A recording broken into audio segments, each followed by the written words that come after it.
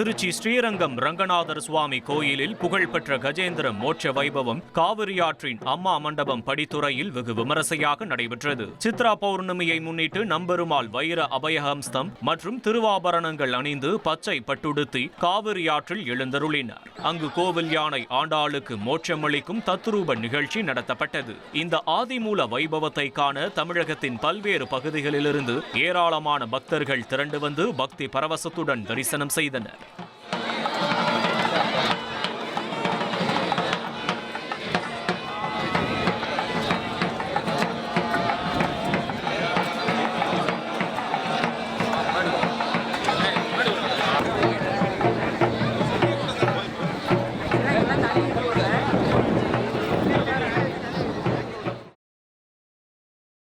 சித்ரா பௌர்ணமியை முன்னிட்டு பழனி தண்டாயுதபாணி சுவாமி கோயிலில் ஏராளமான பக்தர்கள் அரோகரா கோஷத்துடன் தங்கத்தேரை இழுத்து வழிபட்டனர். ராஜ அலங்காரத்தில் காட்சியளித்த முருகப்பெருமானை தரிசித்த பக்தர்கள் பின்னர் அரோகரா கோஷங்கள் முழங்க தங்கத்தேரை இழுத்து நேர்த்திக்கடன் செலுத்தினர்.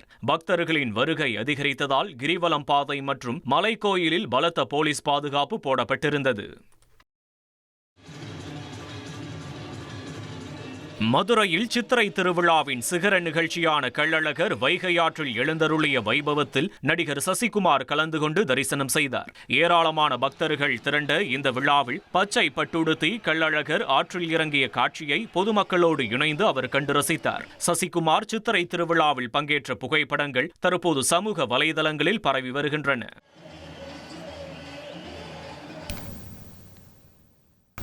சித்ரா பௌர்ணமியை முன்னிட்டு கன்னியாகுமரி கடலில் சூரியன் அஸ்தமனமாகும் அதே நேரத்தில் சந்திரன் உதயமாகும் அபூர்வ நிகழ்வு அரங்கேறியது. இந்த அரிய காட்சியை காண முக்கடல் சங்கமம் மற்றும் சன்செட் பாயிண்ட் உள்ளிட்ட பகுதிகளில் ஏராளமான சுற்றுலா பயணிகள் குவிந்தனர்.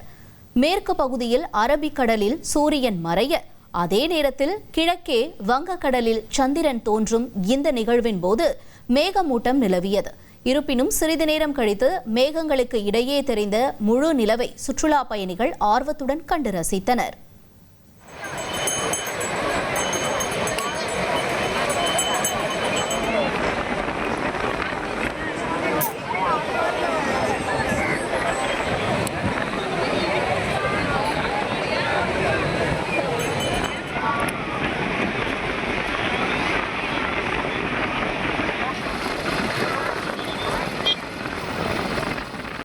காரைக்கால் திருநள்ளாறு தர்பாரண்யேஸ்வரர் கோவில் பிரம்மோற்சவ விழாவிற்கான தேர்கால் முகூர்த்தம் கோலாகலமாக நடைபெற்றது.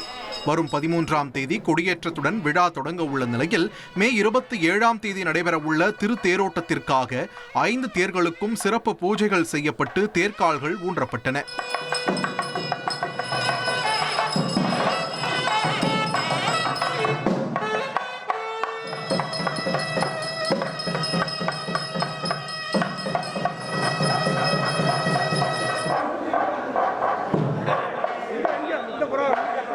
மாவட்ட ஆட்சியர் இஷிதா ராடி பங்கேற்ற இந்த நிகழ்ச்சியில் 5 கிராம மக்கள் தேர்கால்களை ஏந்தி ஊர்வலமாக வந்தனர்.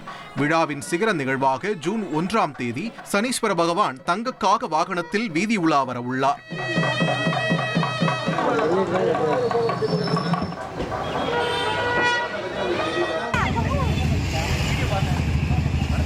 சென்னை திருவொற்றியூரில் போலி 500 ரூபாய் நோட்டை கொடுத்து பெண் ஒருவரால் ஏமாற்றப்பட்ட மாம்பழ வியாபாரியான மூதாட்டிக்கு சின்னத்திரை நடிகர் பாலா நேரில் சென்று உதவி செய்துள்ளார்.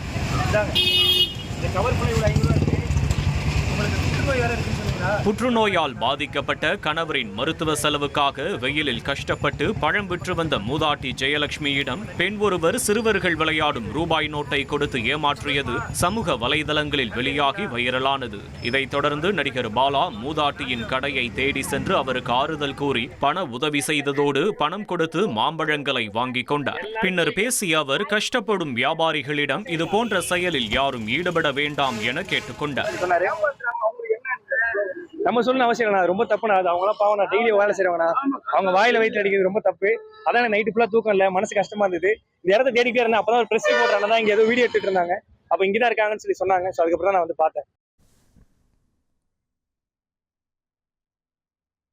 திருச்செங்கோடு அர்த்தநாரீஸ்வரர் மலையில் சித்ரா பௌர்ணமியை முன்னிட்டு ஆயிரக்கணக்கான பக்தர்கள் கிரிவலம் மேற்கொண்டனர். ஆறுமுக சுவாமி கோயிலில் தொடங்கி நாமக்கல் சாலை மற்றும் மலை சுற்றுச்சாலை வழியாக செல்லும் 6 கிலோமீட்டர் கிரிவல பாதையில் சேலம், நாமக்கல், ஈரோடு உள்ளிட்ட பல்வேறு மாவட்டங்களிலிருந்து வந்த ஏராளமான பக்தர்கள் நள்ளிரவு வரை வலம் வந்தனர். பக்தர்களுக்கு வழிநெடுகிலும் அன்னதானம் மற்றும் பானங்கள் வழங்கப்பட்ட நிலையில் கூட்ட நெரிசல் காரணமாக திருச்செங்கோடு நகர பகுதிகளில் கடும் போக்குவரத்து நெரிசல் ஏற்பட்டது. இதனைத் தொடர்ந்து கனரக வாகனங்கள் மாற்றுப்பாதையில் திருப்பிவிடப்பட்டன.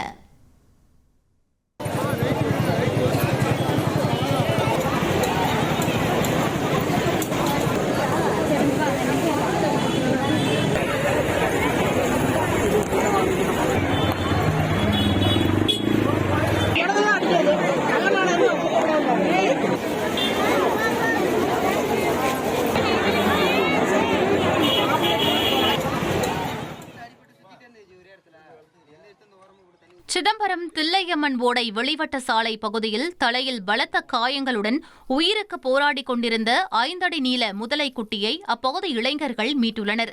சுமார் 80 கிலோ எடை கொண்ட அந்த முதலைக்குட்டிக்கு தண்ணீர் ஊற்றி அதன் உயிர் போகாதவாறு பாதுகாத்த இளைஞர்கள் உடனடியாக வனத்துறையினருக்கு தகவல் கொடுத்தனர். இதனையடுத்து சம்பவ இடத்திற்கு வந்த வனத்துறையினர் காயமடைந்த முதலைக்குட்டியை சிகிச்சைக்காக பாதுகாப்பாக கொண்டு சென்றனர்.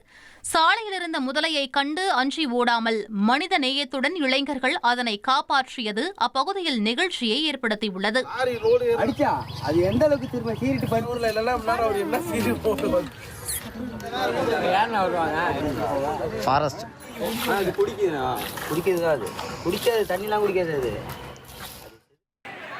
மதுரை சித்திரை திருவிழாவை ஒட்டி டிவிஎஸ் நகர் பகுதியில் தனியார் நிறுவனம் பக்தர்களுக்கு சில்வர் தட்டு, இனிப்பு மற்றும் கை கடிகாரங்கள் வழங்கிய நிலையில் அதனை வாங்க ஆயிரக்கணக்கான பொதுமக்கள் அங்கு திரண்டனர். கூட்டம் அதிகரித்த நிலையில் உரிய அனுமதி பெறவில்லை என கூறி போலீசார் பொதுமக்களை அங்கிருந்து வெளியேற்றினர். பாதுகாப்பு கருதி போலீசார் எடுத்த இந்த நடவடிக்கையால் அப்பகுதியில் சிறிது நேரம் சலசலப்பு ஏற்பட்டது.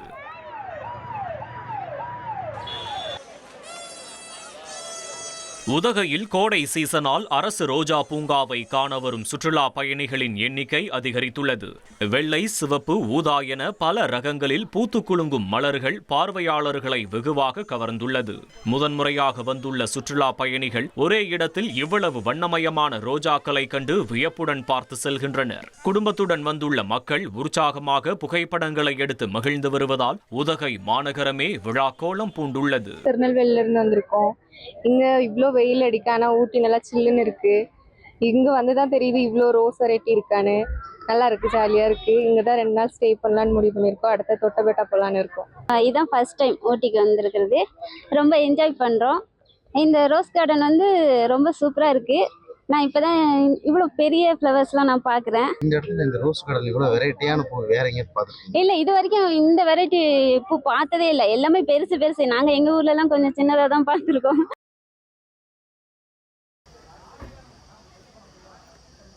தென்காசி மாவட்டம் குற்றாலம் செண்பகாதேவி அம்மன் கோயிலில் சித்ரா பௌர்ணமி விழாவை ஒட்டி வனத்துறையினர் பல்வேறு கட்டுப்பாடுகளை விதித்துள்ளதாக பக்தர்கள் வேதனை தெரிவித்துள்ளனர். குடிநீர், அன்னதானம் உள்ளிட்ட அடிப்படை வசதிகளுடன் பொங்கல் வைக்கவும் அனுமதி மறுக்கப்பட்டது குறித்து பக்தர்கள் குற்றம் சாட்டினர். இதனால் வயதான பக்தர்களுக்கு தண்ணீர் மற்றும் உணவு எளிதாக கிடைக்க வழிவகை செய்ய வேண்டும் என்ற கோரிக்கை எழுந்துள்ளது. வயசானவங்கெல்லாம் மேலே போயிட்டு வர்றவங்க சாப்பாடு எடுத்துகிட்டு அவங்களால போக முடியாது. அங்கே உள்ள சாப்பாடு அன்னதானத்தை யூஸ் பண்ணிகிட்டு இருந்தாங்க. இப்போ அதுவும் பண்ணுறது இல்லை. ரொம்ப சிரமமாக தான் இருக்குது அவங்களுக்கு. லைன் மாத்திரம் கொஞ்சம் கண்ட்ரோல் பண்ணி விட்டாங்கன்னா மக்களுக்கு கொஞ்சம் சிரமம் இல்லாமல் இருக்கும். கீழே கொஞ்சம் தண்ணி வசதிகள் அங்கங்கே குடிக்கிறதுக்கு கொஞ்சம் ரெடி பண்ணாங்கன்னா கொஞ்சம் நல்லாயிருக்கும். மற்றபடி எல்லாம் ஓகே தான்.